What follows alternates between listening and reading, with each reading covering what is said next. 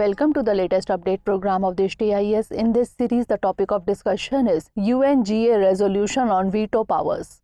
Recently, the United Nations General Assembly, that is UNGA, adopted a resolution pertaining to the veto power of P5 nations, that is China, France, Russia, US and UK. The resolution comes in the wake of Russia's use of the veto in the Council the day after it invaded Ukraine, calling for its unconditional withdrawal from the country. The resolution mandated UNSC members who use it to justify themselves in the assembly. India, while speaking at the UNGA, called out the resolution. While calling it a piecemeal initiative, India has presented serious concerns over the United Nations General Assembly draft resolution regarding veto power usage.